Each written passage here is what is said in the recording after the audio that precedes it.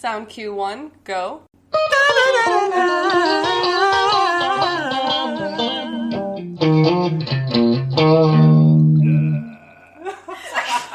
Welcome to the Theater Talk Podcast, and my name is not Rihanna Roar.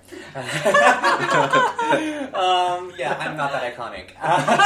My name is Dio Raquel Jr., and I'm going to be your co-host here on the Theater Talk Podcast here at Nebraska Wesleyan University. Today, I have two very special guests. I'm going to let them introduce themselves. They're just going to talk about who they are, what year in school, or if they are not in school anymore, what major they are or were, and what was their favorite show. So, for example, hello, my name is Dio Raquel Jr. I'm currently a sophomore here at Nebraska Wesleyan University. I am a BFA musical theater major with an emphasis in directing, and my favorite show that I did at Nebraska Wesleyan was Much Ado About Nothing. We're going to start with you. Cute. My name is Hope McCartney. Hi. I am a senior BFA directing major at Wesleyan, and I'm from Papillion, Nebraska, and my favorite show, I have to hop on the bandwagon with Matt and Tristan in previous episodes and say Long Day's Journey into Night. I miss that show. I miss that show, girl. What's going on? I'm James Booker III, or whatever you want to call me, I guess. I am an alum from Nebraska Wesleyan. I graduated this May. Past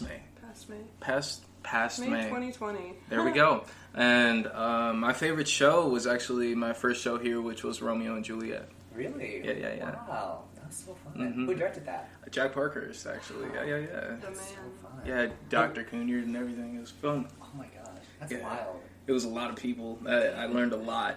It was crazy. It was awesome. Yeah. That's so cool. Oh my god. Like, the fact that, like, the whole thing, just like, when I was working with Cunard as well. It's like, so recent, and the fact that he's been here since you were in school. Young. School, that's crazy. Yeah, so it's wild. Like, he was here way before it all. It was awesome. He's been here for a minute. He's a smart man. He is. He's very intelligent. He played Robert in Proof once. No, he did not. Here. What? Yeah, he did. When they did Proof here, he played Robert. Whoa. I think that's wild. I see that. Yeah, that's very, very... Yeah. But yeah. So tell me about what you guys are doing currently. Like, what is your certain projects that you're working on? Currently, for me, we are opening up our second weekend of A Doll's House Part 2 tonight, which I am so excited to get back in the run of. I am assistant directing that. My job's kind of over now, though, so I kind of just sit back and watch the show and watch them have fun, which is my favorite thing. Other than that, just kind of finishing up some classes, seeing what the rest of the semester might hold project-wise, potentially, or just doing classes, we'll see. What's up? I am currently in a show it's called Spring Awakening. Ooh. It's really fun. It's about a coming of age, and it's kind of inappropriate, but for those of you who can stand that maturity, it opens the 20th, and it's on 48th Street. Look at my Facebook for details, or check out my Instagram for details. I've been working on music a lot. I've been writing a lot. I've been growing a lot and challenging myself a lot, and I think that is the best part so far. Yo, that's amazing. So you're talking about music. Yeah. So we all know that Mr. Booker over here makes very, very amazing beats. They're Also in my car, okay. I go from point A to point B for every EP he's made. So talk about like your process of how you became like this iconic musician. I wouldn't say I'm an iconic musician person. I would just say that I was always looking for an escape, and theater brought that escape, and music brought that escape. It was the only thing that I could do that wasn't illegal or crazy, and say what I wanted to say, and learn things that I've never heard of before, or never sung before, So I think what gravitated me towards that was the opportunity to understand what it's like to be in somebody else's shoes, and it's opened my mind a lot, not even just theatrically, but socially and even politically in some level, yeah. Whoa, that's so cool. Yeah. So, of course, we have this pandemic that's going on. not cash money, but also like Not kind of, cash money. but also kind of like a way for us to like wake up. I think and all of Yeah, that. that's true. That's very true. A lot of things, not even just theater-wise, but society-wise right now. Right. I feel like a lot of people are waking up to the actual truths and the inner workings of this fucked up world we're in right now. Yeah. It's interesting, but it's like a blessing in disguise in some ways. Definitely wish people could figure this stuff out without a pandemic. Right. Things are the way they are. I'm happy that we're all kind of finding a way to keep the art alive during this time of unnecessary. I don't even know the right word to use, but just not knowing what's next, or like when I graduate, if we're gonna have a job, or if there's gonna be theater even happening anywhere. Yeah. It's just crazy. Yeah, it's a scary thought, but of course, like we're here to enjoy the ride, right? Yeah. For sure. That's the Oh, whole point about that. Oh, yeah. So during quarantine, what was your guys' things that you guys did to like keep you guys occupied on everything when like the world like stopped? I personally took up cooking for a bit there. She's flame at it, by the way. It's so good. It's so good. It's alright. It's so, alright. So good. Oh, smothered chicken and mashed with. Oh my god. Oh, don't get me started. So I did some of that. You know, I personally never hopped on the bread baking trend that was happening, but I want to still, even though I'm so far past the trend. But something I also started doing was working on macrame. I started making a lot of macrame art things. What is decor. macrame art? So it's a form of decor. It's basically like yarn knotted in cool ways that hangs on your wall. I really have zero clue how to describe it better than that. But it looks really cool. You've probably seen macrame before. There's macrame sitting right behind you right now. Those plant holders, that's macrame. Wow. Or a form of it. Yeah, there's just a lot of different things. But yeah, I've just been kind of experimenting with that, and potentially when I have more time after this show closes, I might start like an Etsy page or something, you know, or an Instagram. We'll see. I'm playing around. Everyone follow Hope McCartney's. And I'm gonna title it Get Knotted. I think that's so cute, and just be on the lookout. Oh my god. You should like make that account like right now so that like, reason it does not get taken. Yes, you're Oh my right. God. You're right. Gotta I make do it need tonight. to claim it. Copyright that shit. Yeah, period. So what about you, James? What is your quarantine activities that you've done? Oh, jeez. Should I be honest? Yeah. Okay.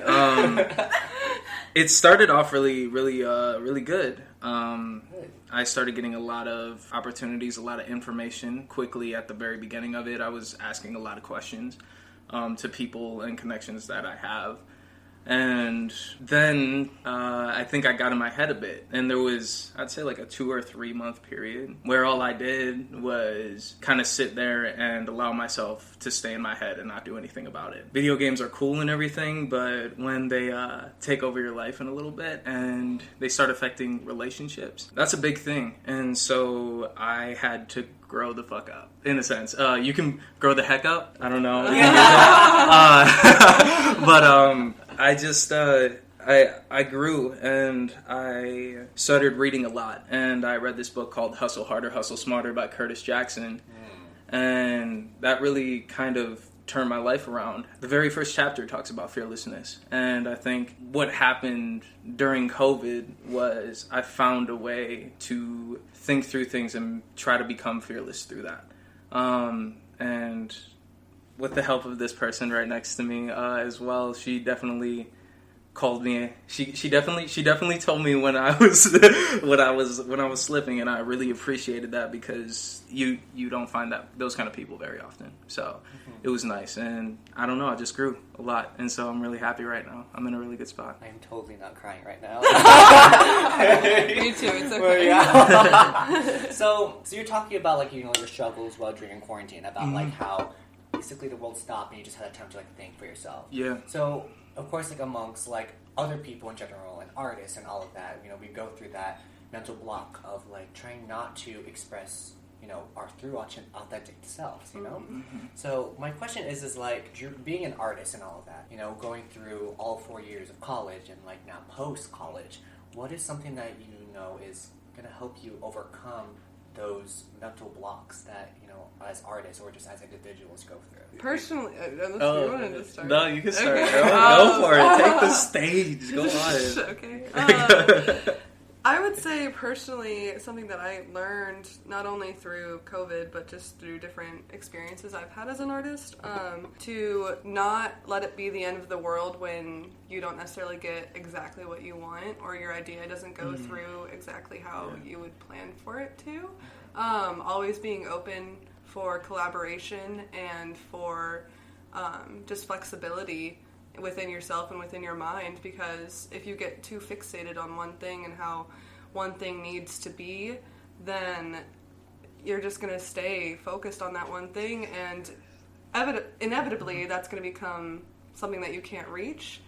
Whereas if you are to be more flexible about it, you can create new things that you never thought you'd be able to before and create something completely unique and different. I don't know. That's the beauty of it, I think. So yeah, just kind of keeping your mind open to other opinions, other thoughts, not being afraid to ask for help and sit there and talk to people who you trust, you trust their opinions of, and just kind of spitballing and making sure that you keep your creative mind still intact, even if it feels blocked for a second. What about you, James? That's so attractive, dude. I'm so sorry. I really like it's. It started for me very, very early here. The feeling of, what am I going to do? Romeo and Juliet was that I want to try to do this as long as possible feeling, because it gave me such happiness, and I seen that there was an actual possibility for a career, and there's opportunities out there, and there's people that are always constantly hungry, and that's what you have to kind of remind yourself. There's those people that are like, it stopped right now. New York is supposedly dead, but there's still people there that are wanting to create. There's still people around the world that are wanting to create, and it's not like there's no way that something as immaculate as art, that it was created and that it would just fade away like it was nothing. We still look at hieroglyphics, and that was probably a form of art back then, and I just think we have to acknowledge that, yes, this is a dire time, but I think we also need to learn how to look forward and how to just be like, okay, but what can I get out of this right now? And fortunately enough, finding shows, finding producers, finding directors that wanted to do something, and talking to your fellow alumni and fellow people that you graduated with or people that you went to school with, you find a lot of opportunities and things like this. You know what I mean? This could pop off and be something amazing, and you didn't even mean for it to happen, but it always happens like that. Yeah, I don't know if I answered the question right. No, you answered it beautifully. Both of you did. I think it was very inspirational, especially for me. Because, as a young artist, I'm only a sophomore, and, going through this pandemic, it's really challenging, for not just for me, but for everyone. Oh, for sure. And, especially in our business, the theater business is kind of, on a halt right now. Of course, slowly, we're very fortunate here at Wesleyan that we are able to do some shows. We're still able to do opportunities. There's still theater companies here in Lincoln who's doing it safely and still creating art and all of that. But of course, we're so lucky to have that as other schools or other opportunities where everything is a halt, where it's everything is not as what it's supposed to be, and we're so lucky to even do that. We heard that yesterday in the show that I'm currently in, which is Fresh Voices, is that, and we're doing it in a concert hall, and we're very, very lucky that we can have 300 people in it. Wow. So that's a lot. That is a lot, especially for COVID. Yeah, for COVID and all of that, and everything is social distance and all of that. And, there's always a light at the end of the tunnel, Definitely. It's just, we just have to keep going and keep rushing, like what James said. And everything, it's just, you gotta keep going. Keep forward and all of that. I feel like a lot of people during the pandemic, especially at the beginning of it, they went through a lot of things being canceled that they were looking forward to, and whether it be jobs that they thought they were going to have or shows they thought they were going to do and stuff like that. And I feel like a lot of people kind of ran into this block that we're talking about, So thank you for bringing it up and realizing that there is a way to get through it, because there definitely is, and that's what we at Wesleyan and what I see so many people in the world doing right now is just finding ways to get through it, even though it's not the most conventional of times or the most conventional of ways. But it's ways that we're going to remember for the rest of our lives, and we're making history right now, Yeah. So I also think that we have to acknowledge the fact that not everybody's going to move at the same pace as us. Exactly. Acknowledging that not everybody's at the same point in season in their life. You know, I think so many people get frustrated and they're like, wow, we've been taking this COVID thing so seriously, and then there's other people that haven't. And now these people are actually trying to take it seriously. And I think it's more important that, like, from that to theater, that we just embrace those people rather than being like, why didn't you do it beforehand? Why didn't you do it this? Because that's the thing we're struggling with right now. That's the only way that theater is going to survive. Why didn't you plan for this thing to happen? Well, we didn't know. All right, let's work